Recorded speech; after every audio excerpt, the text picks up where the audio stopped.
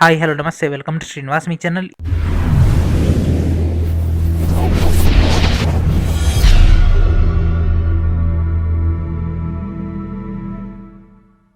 ఈరోజు ఈవిల్ మనకు railway minister అయినటువంటి అశ్విని వైష్ణవ్ గారు డీడీ న్యూస్లో మనకైతే కొద్దిసేపటి క్రితం అయితే లైవ్ అయితే ఇవ్వడం జరిగింది. సో ఆ యొక్క లైవ్లో డిస్కషన్ అనేది డీటెయిల్గా డిస్కస్ చేద్దాం.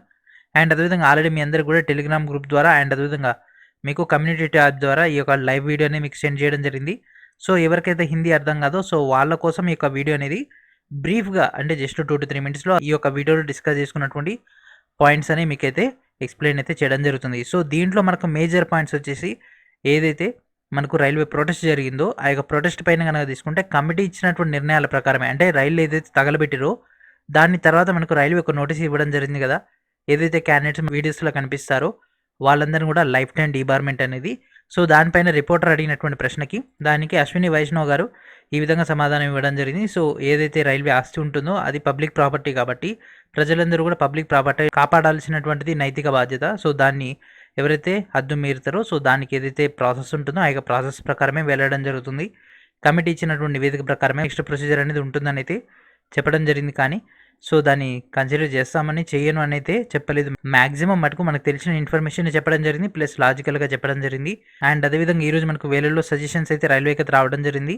అయితే ఉన్నటువంటి అన్ని రైల్వే బోర్డ్స్ యొక్క చైర్మన్లను కూడా దీంట్లో ఇన్బిల్ట్ చేయడం జరిగింది. కాబట్టి ఒక కమిటీలో మీరందరూ కూడా రిప్రజెంటేషన్స్ మ్యాక్సిమం మీ యొక్క రైల్వే బోర్డు చైర్మన్కి అయితే సెండ్ చేయడం బెటర్. ఎందుకంటే వాళ్ళు దాన్ని మొత్తాన్ని స్క్రూటినైజ్ చేసేసుకుని ఒక ప్రాపర్ ఫార్మాట్లో వాళ్ళైతే కమిటీకి అందించడం జరుగుతుంది. సో మనం డైరెక్ట్గా వాళ్ళ దగ్గరికి వెళ్ళి మన యొక్క రిప్రజెంటేషన్స్ కూడా ఇవ్వచ్చు అని అయితే చెప్పడం జరిగింది. అండ్ అదేవిధంగా ఇక్కడ second stage CBT point of view కూడా రావడం జరిగింది. అండ్ అదేవిధంగా ఒక పోస్ట్కి 20 మందిని అని చెప్పడం జరిగింది. కానీ ఇక్కడ ఏదైతే నెంబర్ ఆఫ్ క్యాండిడేట్స్ని మల్టిపుల్ లెవెల్స్కి సెలెక్ట్ చేయడం జరిగిందో సో దాని గురించి కూడా ఇక్కడ రిపోర్టర్ అడిగినటువంటి ప్రశ్నకి కమిటీ ఇచ్చినటువంటి నివేదిక ప్రకారమే మేము దాన్ని కన్సిడర్ తీసుకొని ఫైనలైజ్ చేసేస్తాము. అండ్ మీ అందరికి ఇంకొక డౌట్ ఏంటిదంటే సరే ఇప్పుడు మనకు కమిటీని ఏర్పాటు చేయడం జరిగింది కదా, అయితే ఈ యొక్క ప్రొసీజర్ అనేది చాలా కాలం సాగదీస్తారా?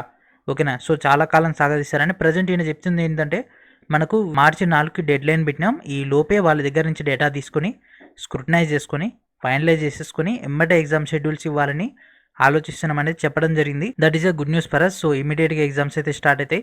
సో అకార్డింగ్ టు మనకున్నటువంటి ఇన్ఫర్మేషన్ ప్రకారంగా మోస్ట్లీ ఏప్రిల్ అయితే ఉంటాయి. ఎందుకంటే ఎగ్జామ్కి 1 month ముందు అయితే షెడ్యూల్ అయితే ఇవ్వాల్సి ఉంటుంది కాబట్టి. సో మనకు ఏదైతే CBT2కి సెలెక్ట్ అయ్యారో వాళ్ళకి మాత్రం మ్యాక్సిమం ఇట్లాంటి ఇష్యూస్ ఉండవు.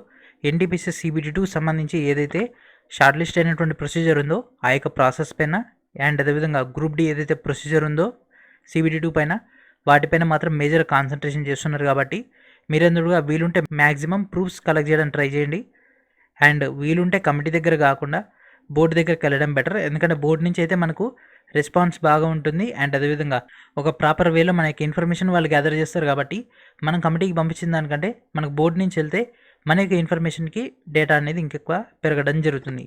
అండ్ అదేవిధంగా మీరు వీలుంటే మాత్రం 2018 గ్రూప్ డి సంబంధించి ఏదైనా ప్రూఫ్స్ ఉంటే మాత్రం వాటిని మ్యాక్సిమం దానికి అప్లోడ్ చేయండి. ఏదైతే మనం గత వీడియోలో డిస్కస్ చేసుకున్నటువంటి ప్రొఫార్మా ఉందో. ఎందుకంటే గ్రూప్ డి మనకు సింగిల్ స్టేజ్ జరిగింది కాబట్టి ఆ యొక్క సింగిల్ స్టేజ్ డేటాని వీళ్ళు ఇక్కడ కన్సిడర్ చేస్తారు. అండ్ అదేవిధంగా ఏదైతే 2016లో NTPC రిక్రూట్మెంట్ అయిందో 1:10 అని అప్పుడు చెప్పడం జరిగింది కదా. సో ఆ యొక్క దాంట్లో 1:10 అంటే సేమ్ అట్లనే వాళ్ళని మల్టిపుల్ లెవెల్ సెలెక్ట్ చేశారా, ఓవరాల్గా కట్ ఆఫ్ తీసారా, each and every post wise cut off తీసారా, లెవెల్ వైజ్ తీసారా అనేది మీరు చెక్ చేసుకుని ఆ యొక్క డేటాని మీ పాయింట్ ఆఫ్ వ్యూలో మీరు అక్కడ రిప్రజెంటేషన్ చేయండి, మీ యొక్క సజెషన్ ఇవ్వండి. దాన్ని వాళ్ళు ఖచ్చితంగా కన్సిడర్ చేసుకుంటారు.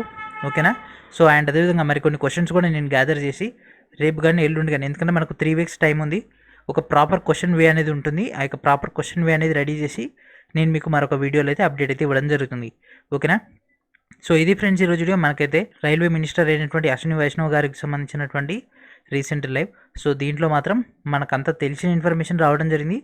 జస్ట్ మనకి ఇక్కడ గుడ్ న్యూస్ ఏంటంటే సెలక్షన్ ప్రొసీజర్ అనేది యాజ్ సూన్ యాజ్ పాసిబుల్గా మళ్ళీ స్టార్ట్ అవుతుంది. That means CBT2 exams of NTPC, CBT1 of group D అనేది త్వరలో స్టార్ట్ అవుతుంది. CBT2 ఉంటుందా ఉండదా అనేది కమిటీ నిర్ణయం పైన ఆధారపడి ఉంటుంది. కాబట్టి that will be God knows.